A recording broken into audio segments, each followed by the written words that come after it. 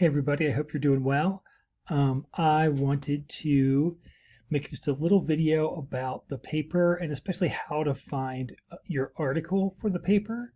So let's open up the paper instructions here. So your paper for 2259 is due before 5 on 5/5, so before 5 p.m. on May 5th. And it's going to be a summary of one journal article from any ASHA journal written between 2010 and now is fine. So I've listed the ASHA journals here, and then I've given you a lot of guidelines about sort of this is what you need to do, this is what a good paper looks like. You can read that. I don't need to explain that too much now. So what I want to do first, so the first thing you would do, right, is you need to find an article, right? So it can be from any of these ASHA journals, is totally fine. If you're really into audiology, you can just go ahead and do the American Journal of Audiology, although the other ones are going to also have audiology articles, so you can do that as well. So let's say, so audiology, probably the most research, like the hardest hardcore research, is going to be in the Journal of Speech, Language, and Hearing research articles. It's going to be a lot of data, a lot of quantitative studies. If you want something a little bit different, you could do, but you could also search all of them and just see. So let's try the American Journal of Speech, Language, Pathology. So I'm going to copy that, and I'm going to go to the AppState webpage. So library.appstate.edu, click enter, and I'm always going to hit on advanced search. You don't just want to put something in there. You need to put advanced search, and I'm going to paste that in there. American Journal of Speech, Language, Pathology. Good. And I'm going to select the field. So I'm going to select the journal. If you don't do that, it's going to pull up any article, either that's from that or has those words in it. And so it might, if you don't select the journal, you're not going to get an article from that. You very well might not get an article from that journal. So let's hit search. Let's let it think for a second. All right, we got about 20,000 hits. Let's make sure here we got American Journal of Speech Language Pathology, and these are this is a brand new article, right? So, and it can be any article in this, in any of these journals. So it can be specifically about stuttering. It could be specifically about child language disorders, or it could be about diversity. It could be about clinicians and researchers. Any article is fine. So I don't want you to feel like, oh, I'm interested in this article, but I don't know, right? So this is fine. So we've got tons of articles, right? So, all right, we're doing well here. We've got things we want to. Now, let's say there's something you're really interested in, right? So for me, I'm really interested in stuttering, right? I can go ahead and add that to my search, and it will think. And now I get articles in stuttering that are in the American Journal of Speech Language Pathology. So I can start going down, improving clinical competence through simulated training.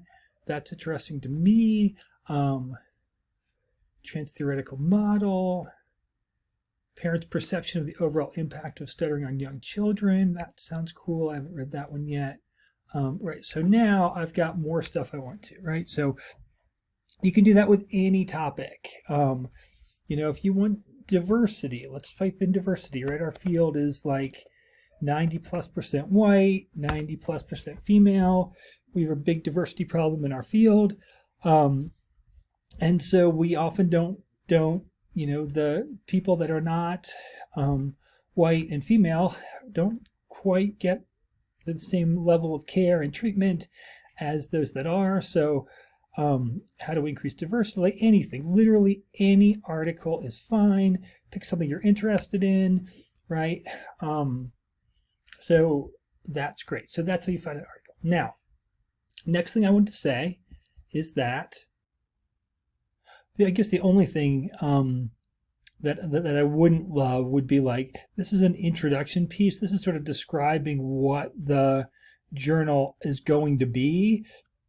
So it's only 2 pages long. And it's not really a research article by itself. It's just saying, hey, here are the articles that are going to be in this journal. That's not really an article. So, but literally anything else, right? So this one's 13 pages, advancing workplace diversity. So, right, any of that, anything, literally anything's fine. Obviously, you can't pick a video. That's not part of what we're doing. So it has to be an article. Now, next thing is, if I'm on campus, it's going to know that I'm a faculty member or a student probably, and so it's going to say, boom, you've paid your student fees and or you work here, you get PDF full text access because that's part of your student fees and that's part of your salary, that's part of everything, you get everything.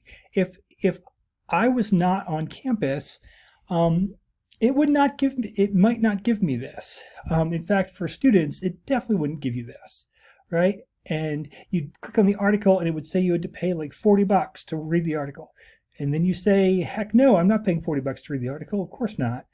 All you have to do is go up, you've got to sign in. And I don't know if this is the one you use for your email, or if the library has a special account, you might have to sign up. I don't know, but and it's something you want to use all the time anyway, because you want to have an account because you've paid to have access to all these amazing articles. Use it. It might take a second to sign up if you need to, but go ahead and put your info in there, and when you sign up, you're going to then have access to all of these articles for free. Signing up is free. Again, you do not have to pay for any of these articles. You've already paid for them. So that's super important. So, all right, I've got my article. Now what do I do?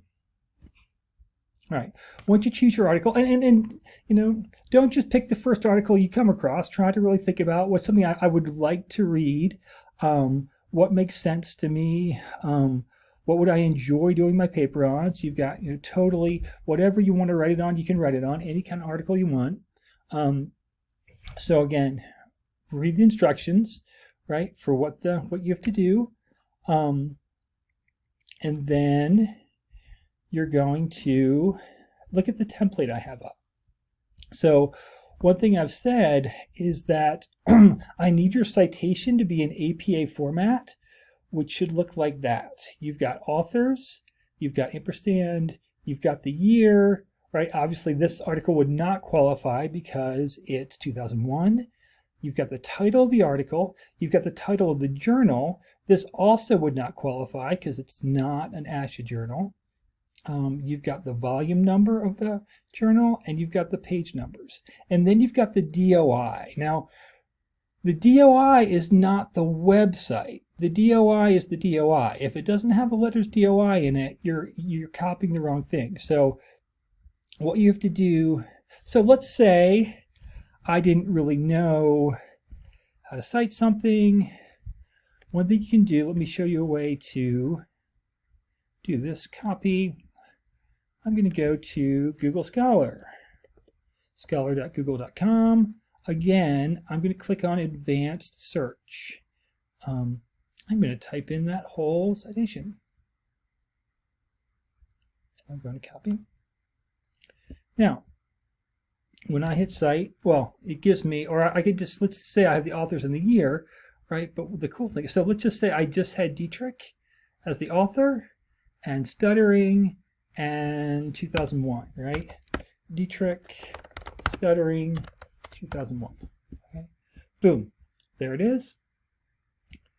I get my citation, but it doesn't have the DOI, right? It just gives me, and it's not always right too, so make sure, okay, it's got authors, it's got year, it's got title of the paper, it's got title of the journal in italics, it's got the volume number, it's got page numbers, but oop, there's no DOI. So how do I find the DOI?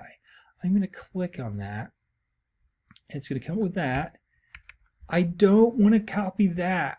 right? Because depending on part of that, that's the website, and people change their websites all the time. So if I want to find this a year from now, maybe the Journal of Fluency Disorders is on another server and has changed their website, and so it's not there anymore. The article will keep the DOI forever. So this is what I'm going to copy. See how it has the word DOI, or the letters DOI in it?